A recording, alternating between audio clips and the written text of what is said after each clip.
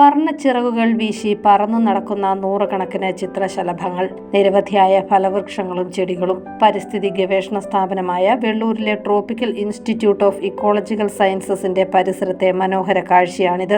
ആതിഥേയ ചെടികളും തേൻ ചെടികളും കൊണ്ട് നിബിഡമാണ് ഇവിടുത്തെ ശലഭോദ്യാനം. ഇവിടം സന്ദർശിക്കുന്നവർക്ക് കൗതുക കാഴ്ച മാത്രമല്ല, പ്രകൃതിയിലേക്കുള്ള അറിവിന്റെ ജാലകം കൂടിയാണ് ഈ ശലഭോദ്യാനം. കൂടാതെ ഇവിടെ എത്തുന്ന പക്ഷികൾക്ക് വെള്ളം കുടിക്കുന്നതിനായി തണ്ണീർത്തോണിയും സ്ഥാപിച്ചിട്ടുണ്ട്. ദക്ഷിണേന്ത്യയിൽ വിവിധ ഇടങ്ങളിലായി 20-ലധികം ശലഭോദ്യാനങ്ങൾ tropical institute of ecological sciences നിർമ്മിച്ചിട്ടുണ്ട്. കോട്ടയം കളക്ടറേറ്റ് വളപ്പിലെ ശലഭോദ്യാനമാണ് ടൈസ് ആദ്യം നിർമ്മിച്ചത്. Ties director doctor Punnan Kurian വേങ്കടത്തിന്റെ മേൽനോട്ടത്തിലാണ് ശലഭോദ്യാനം. വളരെ തിരക്കേറിയ ഒരിടത്ത് ഒരുപാട് ആളുകളും വാഹനങ്ങളും ഒക്കെ സഞ്ചരിക്കുന്ന ഒരിടത്ത്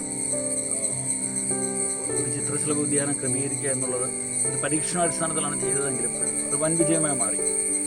ഏകദേശം 30-ലധികം ഇനം ചിത്രശലഭങ്ങൾ അവിടെ കാണാൻ കഴിയും പല കാലങ്ങളിലായിട്ട്.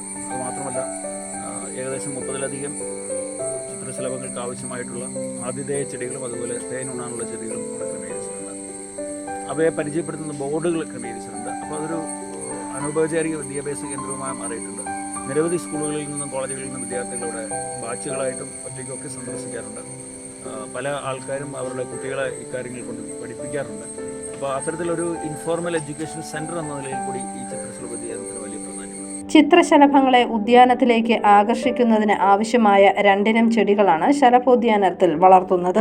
ചിത്രശലഭങ്ങൾക്ക് മുട്ടയിടാനും പുഴുക്കൾക്ക് ഇല തിന്നാനും ഉപകരിക്കുന്ന ആതിഥേയ ചെടികളും, സമാധിയിൽ നിന്ന് പുറത്തുവരുന്ന ശലഭത്തിന് തേൻ കുടിക്കാൻ പറ്റുന്ന ചെത്തി പോലുള്ള ചെടികളുമാണ് ശലഭോദ്യാനത്തിൽ കൂടുതലായും വെച്ചുപിടിപ്പിക്കുന്നത്. പ്രദേശത്ത് ചിത്രശലഭങ്ങളെക്കുറിച്ച് വ്യക്തമായ അറിവ് നേടിയതിനു ശേഷമാണ് ശലഭോദ്യാനം നിർമ്മിക്കുന്നത്. News bureau, Kottayam.